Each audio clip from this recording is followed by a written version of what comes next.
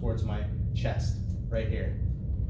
Okay, and obviously, the sooner you break the grip, the better. Okay, if sometimes they're able to hold onto this really long, and there's going to be other variations. Like I could always use this hand. I could always do the second thing we're going to work on today. But okay, but if you're not getting it, it's probably because you let them hold onto your wrist for too long. But that's fine.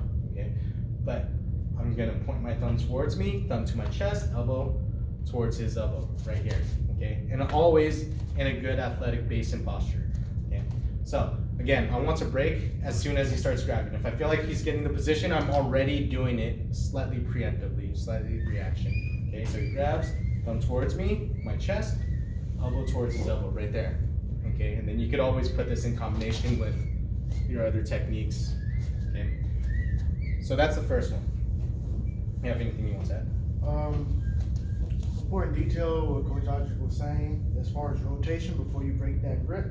Why? Because let's look at our wrists. We have the thicker side and then we have the skinnier side. So look at this as a gate. If I have to go through a gate, I'm not going to walk through the gate. I'm going to make myself skinny so I can slide through that gate. So with that grip, this is nice and wide. It allows me to get a good grip on it. But when he rotates, it's the skinny part sliding out through my fingertips. All right. I'm sorry. No, you're good. Okay, so our second grip break is a variation of the same technique. Okay, and this is especially useful for smaller kids, or maybe you're just a smaller individual.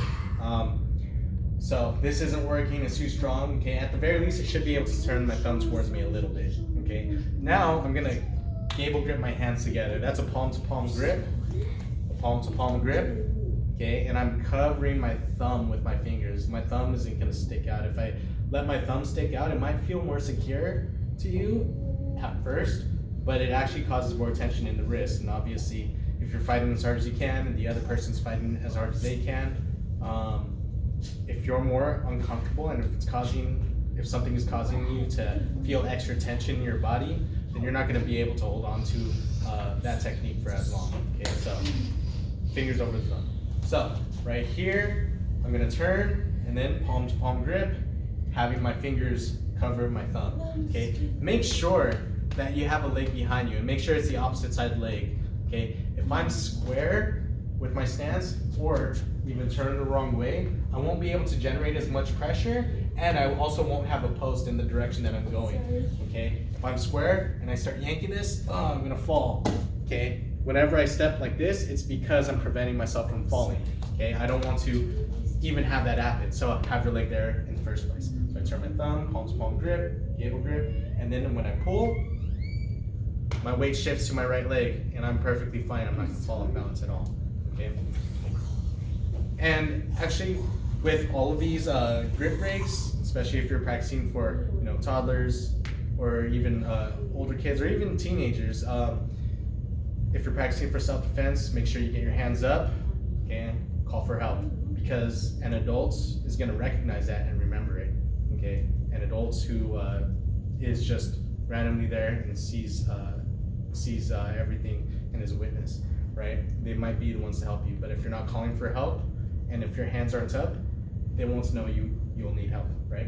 So again, okay, maybe the first one isn't working, I can grab my hands together, make sure you have a leg behind you, I'm gonna pull. Help.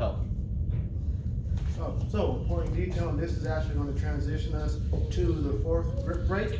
The way he's beating me right now, if I'm bigger and stronger, then I'm going to have the advantage here. So to make up that size and strength difference, he's going to go 2 against 1.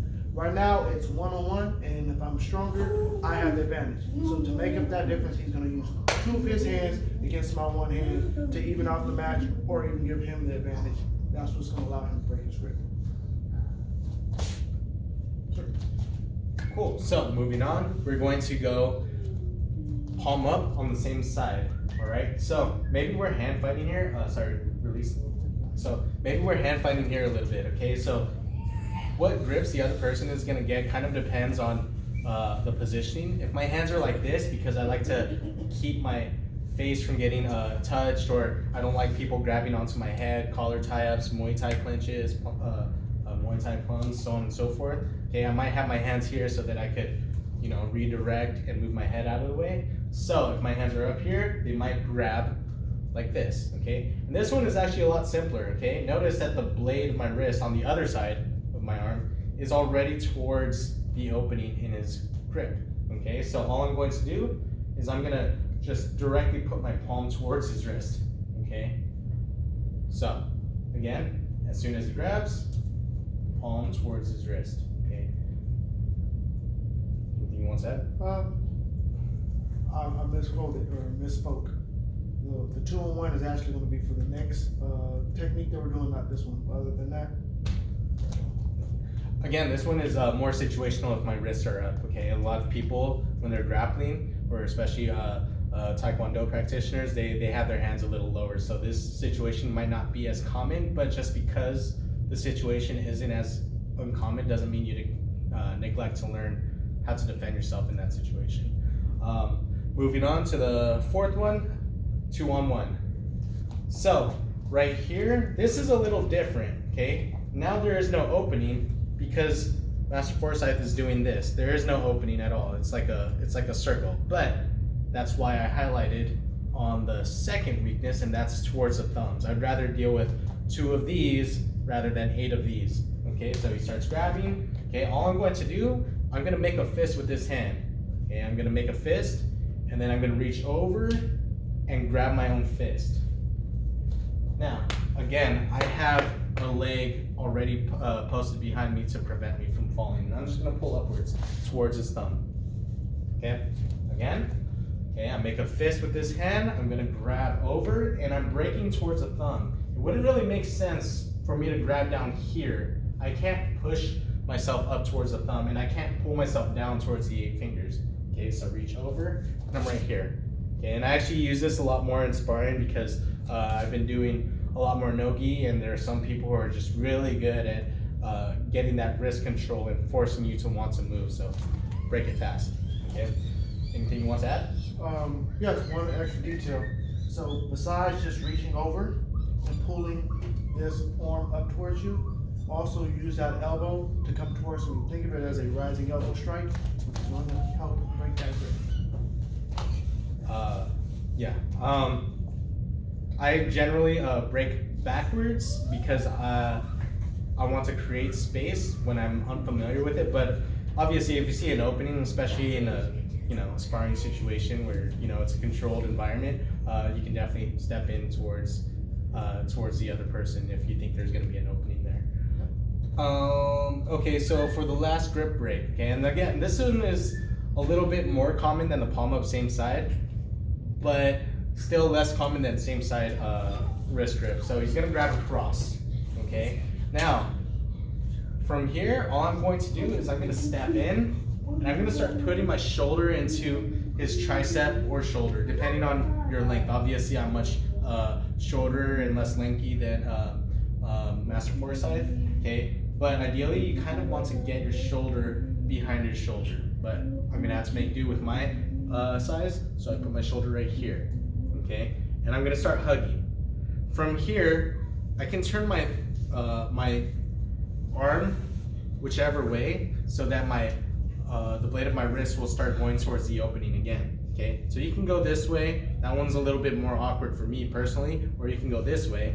If you do it well enough though, if you add shoulder pressure, it's not gonna matter as much, okay, because you're gonna immobilize him and put some torque on the shoulder. It's almost like you're doing a shoulder lock on him if you can get the right angle, right? And then I get my wrist out.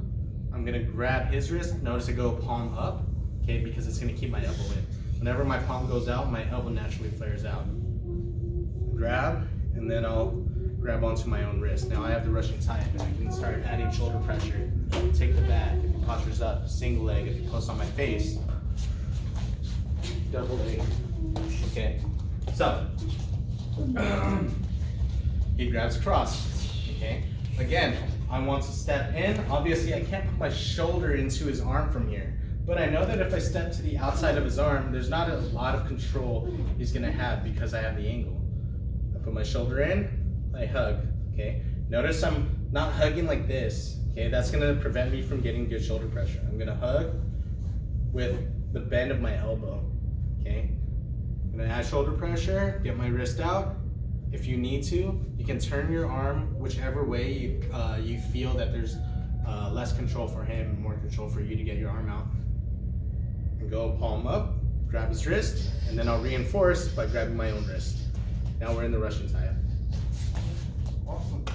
Thank you, Coach Audric, for being here today and going over these solo drills and these grip breaks for us.